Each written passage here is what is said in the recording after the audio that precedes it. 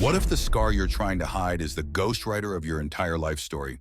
It picks your job, swipes right on your lovers, and whispers in your ear at every crossroads whether you'll break free or just replay the same wound in different clothes. Carl Jung knew something most people never figure out. Every soul carries a map, but we don't know who drew it.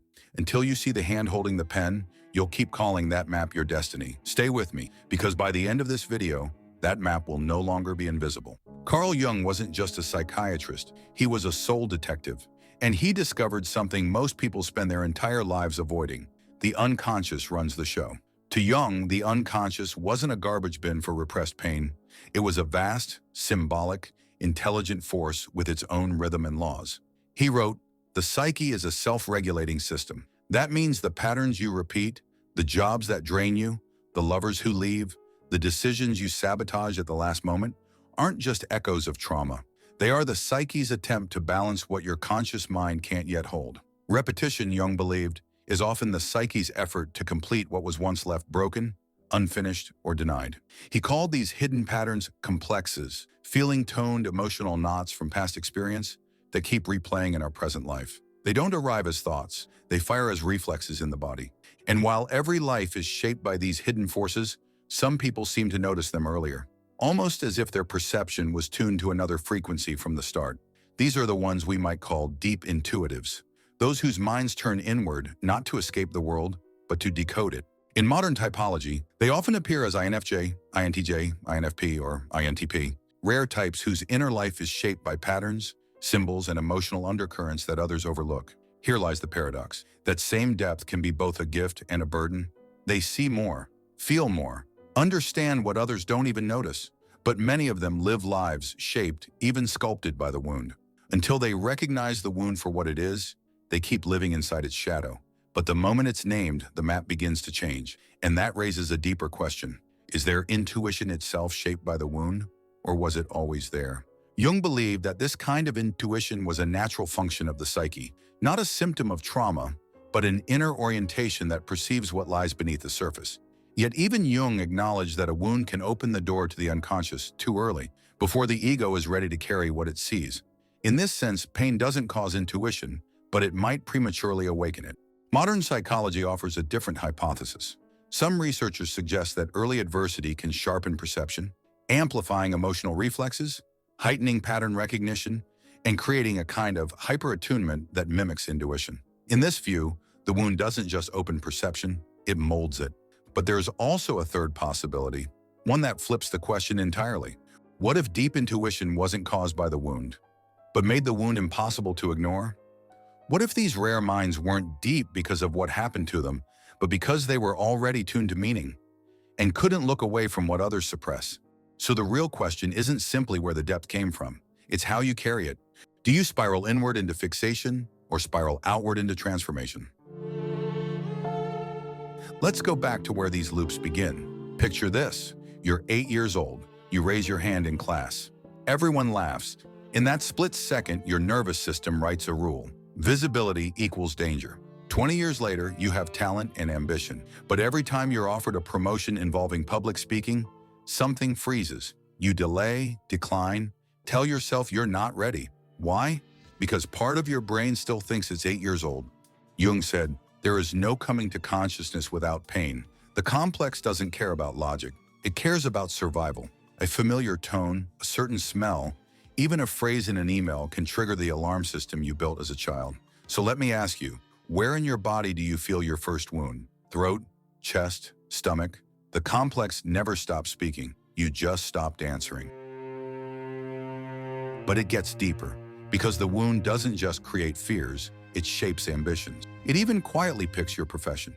Jung called it the shadow, all the parts of yourself you had to disown to survive.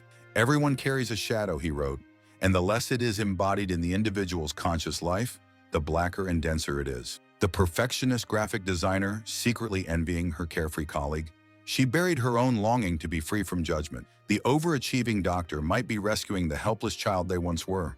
The spiritual healer who never rests may be earning the love they were denied. Ask yourself, which qualities in others make you instantly reactive? What praise makes you uncomfortable instead of proud? These aren't just triggers, they're pointing to hidden gold. Because the part of you you most reject often contains the part of you most needed. It gets more intimate. The complex doesn't just choose your work, it chooses your lovers. Jung wrote, "We meet ourselves time and again in 1,000 disguises on the path of life. We don't just fall in love, we fall into mirrors, into rehearsals of what hurt us. If you were abandoned, you might feel electricity with people who pull away. If you were shamed, you might feel devotion toward those who admire you, until they turn cold." The soul doesn't do this to torment you, it does it to heal. The psyche tries to restage the drama, not to repeat the pain, but to rewrite the ending. But without awareness, the wound runs the same script. This isn't weakness. It's the soul's stubborn attempt at healing. But the soul doesn't just want healing, it wants consciousness. And this is where the wounded healer appears, where vocation, not just survival, begins. Jung was fascinated by Chiron, the centaur who couldn't heal his own wound, yet became the first physician. It is your own hurt, Jung wrote, that gives you the measure of your power to heal. Think of therapists who were once neglected, environmental activists shaped by polluted towns, coaches who once drowned in debt, now guiding others to wealth. But sometimes the wound you carry isn't even yours. Jung warned, "Nothing has a stronger influence on the child than the unlived life of the parents." In this sense, the arrow that pierced you may have first struck your mother, your father, or even those before them, and you, without choosing, find yourself trying to heal what they could not. In this sense, the wounded healer can also be understood in a transgenerational way, carrying not only your pain, but the unfinished stories of your lineage. Yet whether the wound begins with you or with those before you, the task remains the same, to make it conscious. In that moment, the story stops being just redemption. It becomes individuation, which Jung defined as the lifelong process of becoming your true self. But here's the key. The wound can become your prison if you wear it like a personality. The difference is consciousness. So here's a powerful reflection. Write down the part of your job or your daily life that you dread most. Now ask, which childhood fear does this awaken in me? Then flip it. If you could learn to love this task, not because you're forced to, but because it could free you, what would that unlock in you? And who else might you free in the process? Let's now bring it to the body, because the body remembers what the mind forgets. Science has since caught up with Jung's discoveries. Through his word association experiments, Jung showed that complexes act faster than thought, seizing us before reason can respond. Today, neuroscience describes a parallel mechanism. Trauma activates the amygdala, the brain's alarm system, which fires before the thinking mind has time to respond. You react before your brain even has time to speak, but presence interrupts the loop. When you feel the wound rising, pause. Stay still. Drop the commentary. Let the wave rise. Feel your heartbeat, your breath, your jaw. Most emotional surges peak and fall within that window. And when they don't, that doesn't mean you failed. It means the wound has more to say. Jung warned, people will do anything, no matter how absurd, to avoid facing their own souls. Scrolling, overwork, endless self-improvement, even spiritual seeking can become avoidance. But when you stop fleeing and start staying, something new happens. This is the key. Staying. Try this. Close your eyes. Imagine the moment of your deepest pain, but this time, someone enters the scene. It's you, older, wiser, radiant with truth. They kneel beside you and whisper, "We survived, and one day we'll teach others how." That image can do more than soothe. It can rewire. Because repetition doesn't just trigger pain, it's a survival code itself. And when made conscious, it can reshape memory. Now let me offer you 4 rituals of reclamation, 4 practices to take you from loop to liberation. First, start a pattern journal. Each night, write down any emotional spike above 7 out of 10. What triggered it? What did you feel in your body? What memory does it echo?